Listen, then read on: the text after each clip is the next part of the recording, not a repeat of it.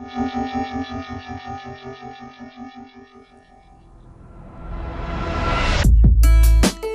honor of the second to last week of Men's History Month, we got our boy Samson. Let's go to the pictures. We got pictures and everything for this. Look at that. That's Samson wrestling a lion. Wrestling a lion. Samson was a Nazarene, and he got, Nazarenes take a vow not to let a razor touch their head, so they let their head grow long.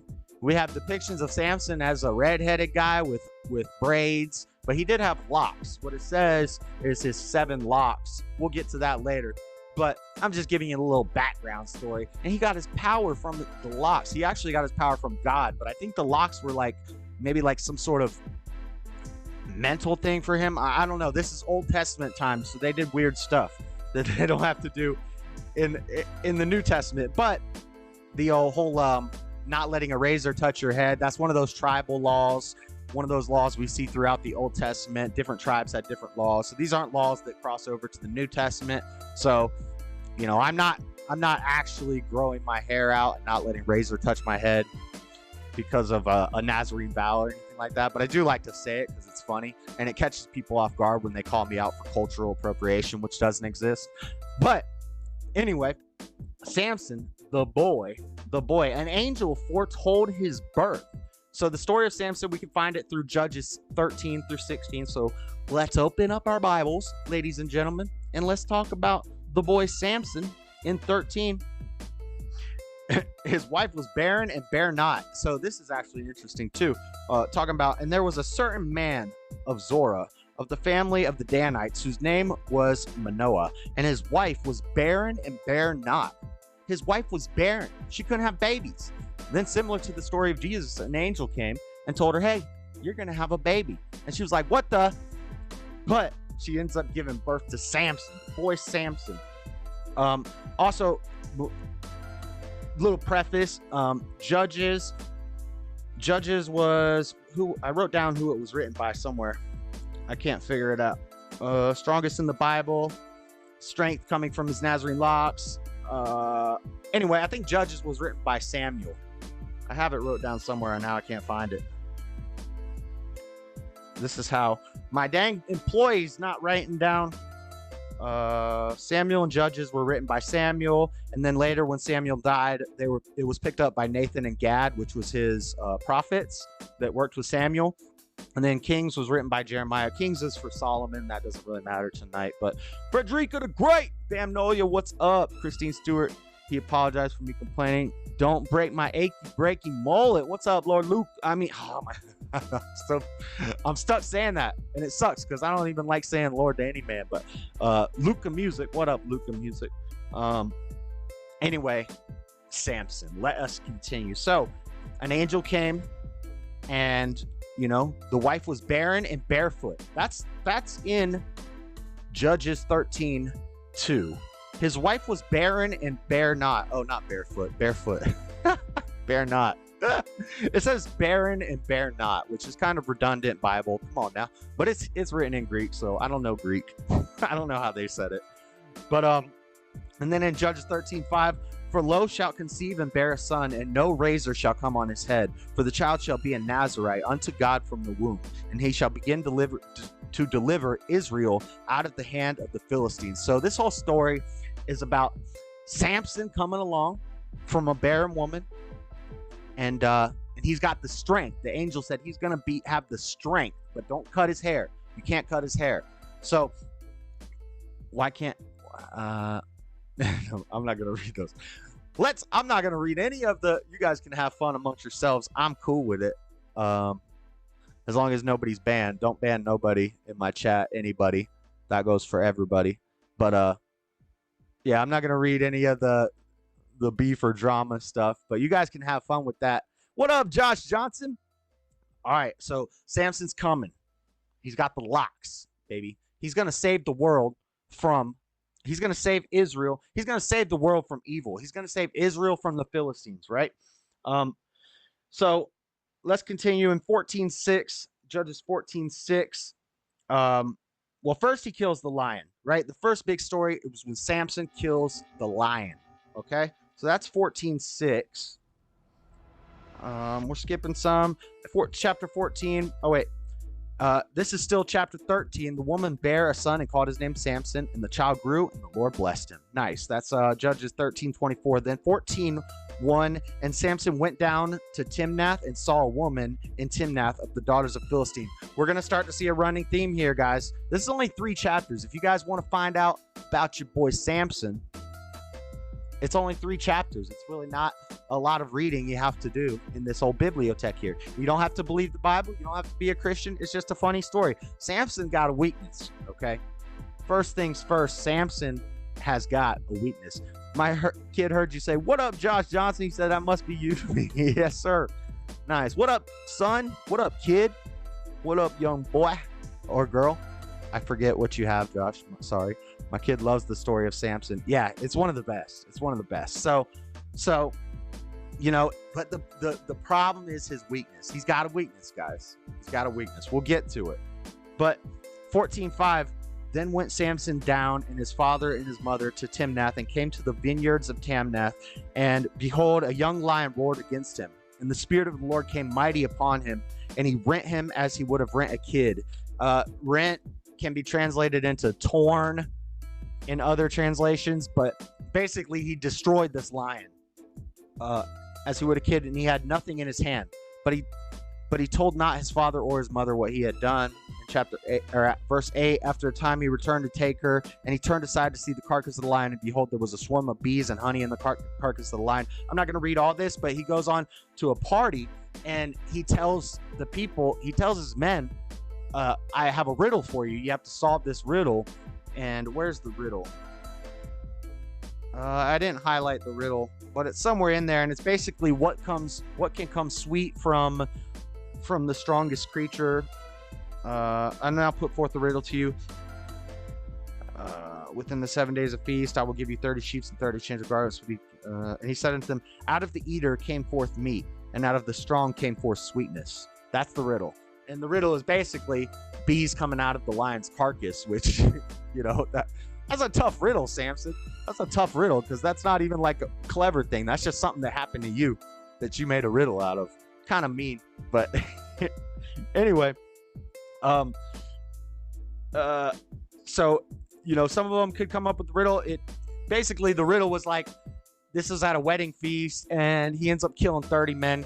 They can't, some of them answer his riddle, some of them can't. He goes down, and the Spirit of the Lord came upon him, and he went down to Ashkelon and slew 30 men of them, and took their spoil and gave change of garments unto them, which expounded the riddle. And his anger was kindled, and he went up to his father's house. So he had anger. Samson had anger. Samson had anger. Samson sometimes just murked people because they couldn't answer a riddle, you know. Samson wasn't playing, but remember, guys, this is Old Testament times. And also part of the Nazarene vow for not cutting your hair in other parts of the Bible, if you read more about it, it was they couldn't cut their hair while they were seeking perfection. And unfortunately, in the Old Testament times, there was no such thing as perfection. You couldn't have perfection. You had to murder animals murder animals. I sound like a PETA member.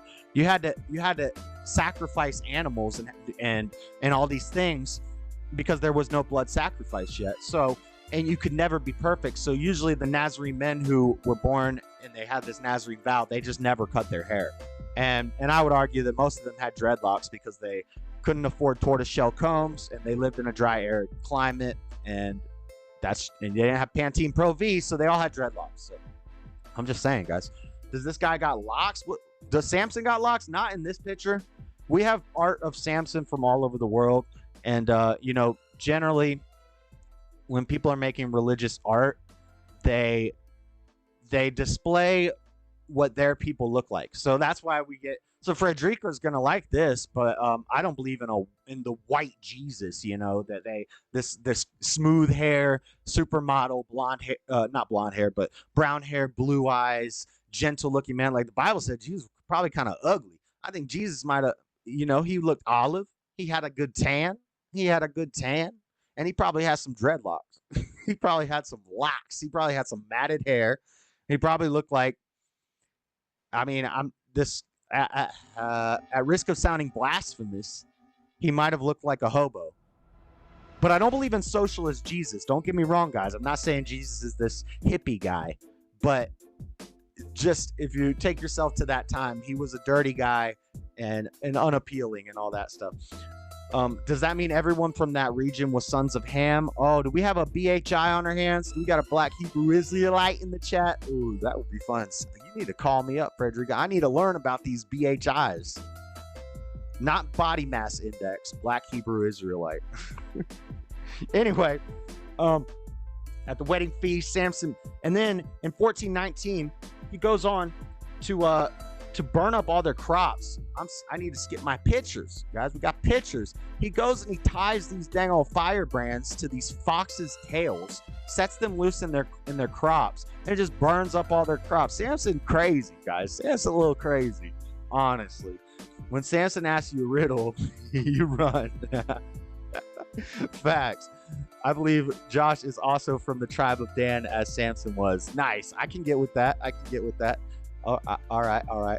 As long as I'm not an Edomite. What do you think, Frederica? Am I an Edomite?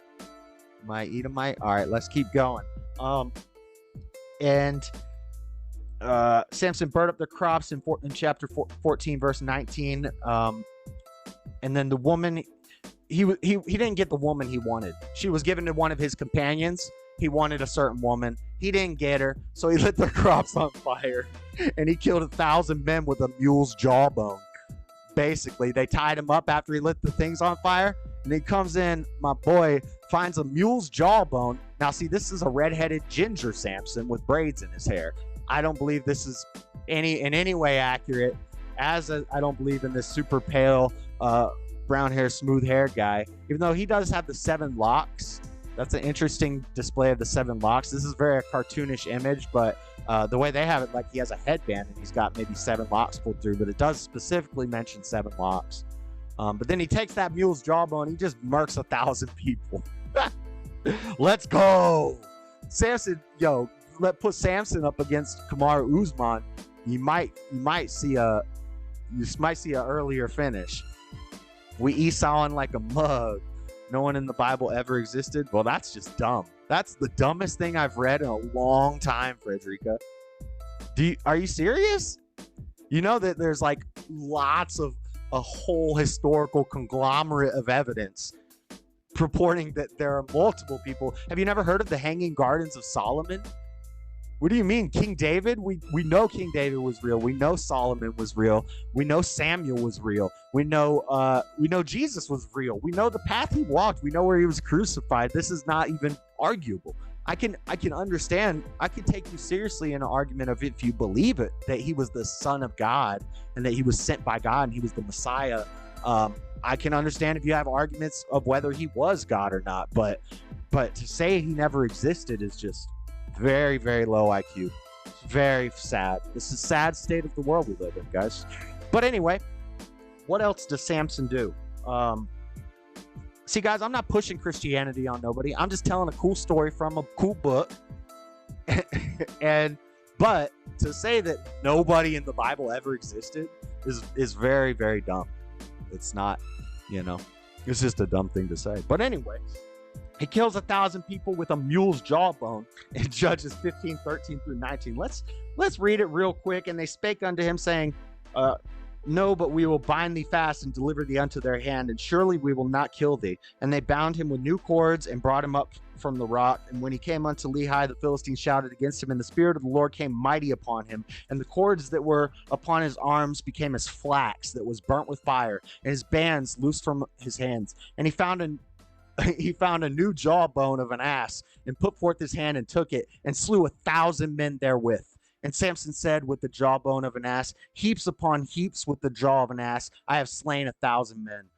Beast mode, guys. Straight up beast mode. Somebody clip that. Let's go. All right. Next story. Then Samson finds a prostitute. In Judges 16:13, it's like every one of these 3 verses, each of these 3 verses describing Samson's life in Judges 13 through 16, or 14. Most of them begin, actually all of them. Yeah, all of them begin with him finding a woman. All of them. Because now we're at Judges 15 and he finds a prostitute, a harlot. So 15, 13 through 19, he sleeps with the prostitute. While he's sleeping with the prostitute, all these people surround his house in the city, all these Philistines. And hold on, what is it? He slept with a prostitute and they plotted to kill him. So he comes out, he's like, yo, you ain't killing nothing. He rips down their city gates. He tears them down, puts them on his shoulders, and just yokes them into the mountains. Just says, you don't have any city gates now. You have no protection. Look what I just did to your city. I'm not even going to kill all of you right now. But that story ended less tragically. I mean, he just broke down the gates. Until the final chapter. The final chapter, he meets his downfall. He meets that girl. What you know about Delilah? He comes up on Delilah. And he loves Delilah. Look at his lion carpet. Samson got a dang lion carpet. They got money. They got power. They got wealth. His strength comes from his hair and his locks. Rich has a bad temper. Bad idea. Some just can't. I love this. Is better than any Bible study I've ever been to. I've been to many Bible studies. Thank you, Christine Stewart. I'm trying to keep it fun, keep it exciting, you know. Let me see what else chat's saying. How old is civilization according to Adam and Eve? Well, Adam and Eve didn't define how old civilization is. Frederica, I could give you biblical proof of long Earth. So if you're trying to get me to say that I believe Earth is 5,000 years old, you're not going to get it. Because I'm smarter than that, buddy. Anyway, Samson and Delilah. He finds that bae. He finds that girl. Let's read about that. All right. Okay, we're not at 16 yet. Then when Samson to Gaza and he saw a harlot. That's earlier in 16. Where does he find Delilah? Okay. In chapter 16, verse 4, and it came to pass afterward that he loved a woman in the valley of Sorek, whose name was Delilah. Now, this is like the fourth woman. He went with a prostitute, and then the whole city tried to kill him. He found another woman he loved. She was given to his friend, so he killed 1,000 people. And then maybe he had a thing for the lion, and the lion tried to eat him, so he murked that lion too. Anyway, whenever Samson finds a woman, trouble is right around the corner. And the lords of the Philistines came up unto her and said, wherein his great strength lieth, and by what means we may prevail against him, that we may bind him, afflict him, and we will give thee every one of 1,100 pieces of silver. So money, she want that money. Josh makes learning fun. A hussy named Delilah got Samson all messed up. Yep, she was sent to him by them Philistines to infiltrate Samson and figure out his secrets. This is what we learn in Genesis. When the man listens to the woman, when a man tells a woman his weaknesses, tells a woman his problems, he's gonna fall. It's a recurring theme through the Bible. When we talk about Solomon next week, we're gonna see the same thing. The man has to lead the woman. The man cannot be led by the woman. When that happens, you will suffer, you will fall, and tragedy will happen. But there's another moral to the story. That's the first moral. The first moral is his weakness is women. Big surprise there. Big surprise. No shock and awe. His weakness is women. But there's another moral to this story, which we're going to get to shortly. So the Philistines send Delilah in. They say, we need you to get some secrets out of this man. We need to find out where his strength comes from. So Samson, I'm not going to read all of these, but Samson proceeds to lie to her 3 times. Now, this also shows that Samson's also kind of dumb, to be honest with you. He's not the smartest guy. Or he's just so infatuated with Delilah that common sense and logic and reason play no role in his mind. He's so infatuated with this woman that any normal thinking man thoughts go out the window, right? Because he lies to her. She puts his head on his knee. She pets his hair. Look, that looked like Swan and Luca right there. I'm kidding, Luca. I'm just playing with you. But he puts his head on the knee and she pets his head. And common ground. Look at that, man. Godson, nice. What's up, man? Godson. What's up, Robbie? Robbie in the house. What's up, the Gets too? I haven't said hi to you yet, but I've read some of your comments. Oh my goodness, need a good submissive, kind-hearted, smart, funny, and sassy sandwich maker. Oh my God, Get's getting me excited. But Delilah was not that. Delilah was a sandwich taker. not a sandwich maker. She probably had Samson making the sandwich. That's probably why his name's Samson. That's probably why they call it a sandwich. That's why they call it a sandwich. Because some of these women are gonna make you make the sandwich. Straight up. What's up, Sneaky Snake? Hitherto thou hast mocked me and told me lies. Tell me wherewith thou mightest be bound. And he said unto her, if thou weave the 7 locks of my head with the web. You're getting ahead of me, Sneaky Snake.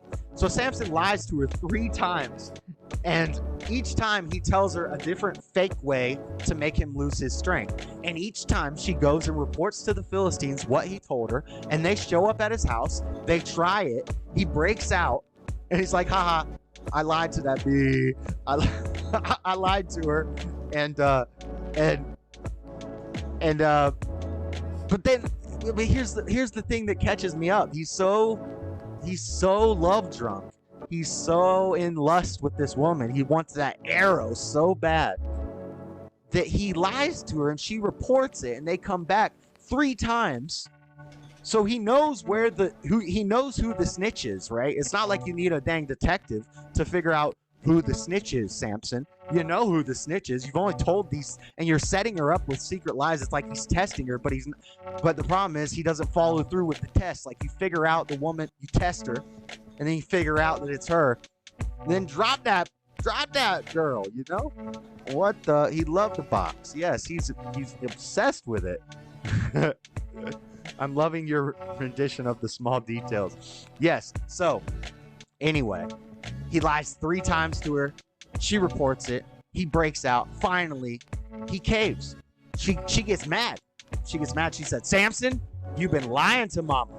You've been lying to mama's face, and I want to know right now. Otherwise, you get time out from this new.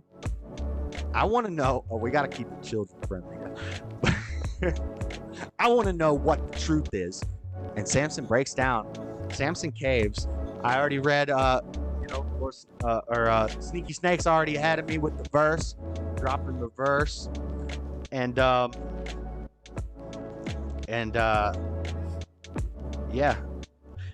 she made him sleep upon her knees, and she called for a man, and she caused him to shave off the 7 locks of his head, and she began to afflict him, and his strength went from him.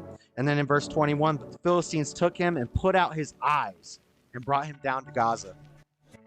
They put out our boy's eyes. Now he looking like a dang crack. Now he looking like some dang guy on the side of the street corner. He got his hair cut off, looking like Pablo Escobar after 20 years in prison. He got no eyeballs. He had his eyes carved out. And they put out his eyes and bound him with fetters of brass. And he did grind in the prison house. Howbeit, the hair of his head began to grow again after he was shaved. So he's in prison for a while. It doesn't say exactly how long, but he's in prison for a while, and his hair starts growing back. He's blind. He has no eyes. Till finally, they bring him down to a party. They're going to make a clown out of our boy Samson, but he's got some hair back on his head now.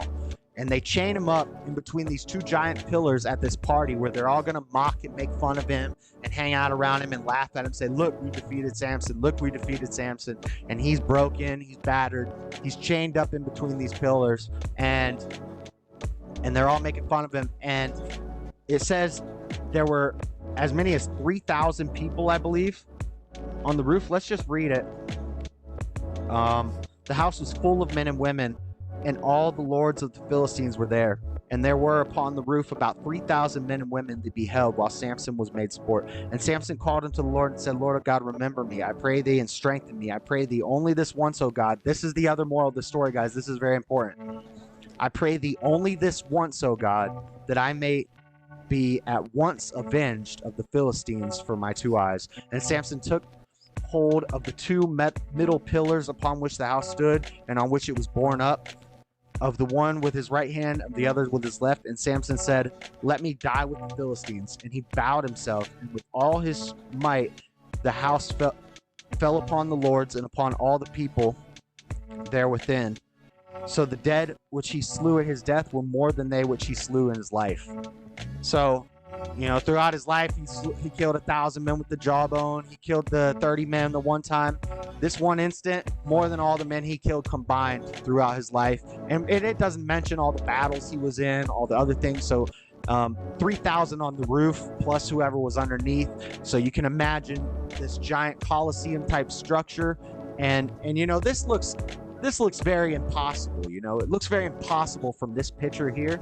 But imagine some ancient building with these pillars, and he's chained to them, and he's the strongest person in the world. He's the strongest guy in the world. Whether you not believe in miracles, whether you believe in God, whatever, he's the strongest man physically in the world. And there's 3,000 people on the roof of this structure dancing, partying, shaking. Imagine the roof is shaking. There's vibrations. The pillars are maybe weak. There's some weak spots. They're crumbling. Samson sees the weakness in the pillars. He knows he's chained to them, and he just breaks them pieces. And all the people on the roof fall down onto the people underneath. Everybody dies. He wipes out more than 3,000 people in one fell swoop. And so the moral of this story is, be careful what you ask God for, guys. Be careful what you ask God for. More so than his weakness being the woman, because that's a story of every man. You know, that's not a surprising story. That's in every biblical story in the Bible. But more so, this verse stands out to me. This is Judges 16:28. I'll read it again. And Samson called unto the Lord and said, O Lord God, remember me, I pray thee, and strengthen me. I pray thee only this once, O God, that I may be at once avenged of the Philistines for my 2 eyes. It's kind of like the story of, I can't remember what it's called. It's like something monkey, where like they get a wish, but the wish is going to come with baggage, and the wish is going to come with maybe more. You know, God won't give you more than you can handle, but if you ask him for more, he's going to give you more. And it may not in the way you think it's going to end, or maybe Samson knew. Maybe Samson knew and he was ready to die. But, you know, only ask. We shouldn't be, you know, asking God for these little things all the time, always begging God for help and stuff. We need to know that he's with us, and just let him guide us and stop worrying about these things. Because when you're asking God for all these things and you're constantly begging God for stuff, you might get more than you're ready for, because he won't give you more than you can handle unless you're asking for more than you can handle. We don't know what we need. We don't know what we want. And yeah, you ask God for strength to avenge, you know, something bad that happened to you. You might die in the process of getting that vengeance. So be careful what you be asking God for. But that's Samson. Happy Men's History Month, everybody. That's the story of Samson. Let's go. Hey, guys. Thank you for checking out this clip from the Dreaded Conservative Show every Monday night, 5 p.m. Pacific Time, 8 p.m. Eastern Time. If you guys like the video, please give it a thumbs up. Make sure you subscribe to the channel if you haven't subscribed yet. Hit the bell so you know whenever I go live, not just for the Dreaded Conservative Show, but for all the game streams and UFC streams and other fun stuff that we do throughout the week. And make sure you comment and share this video with a friend. But until next time, I got a video, I got a playlist. You guys can check those out, but I'm out. Peace.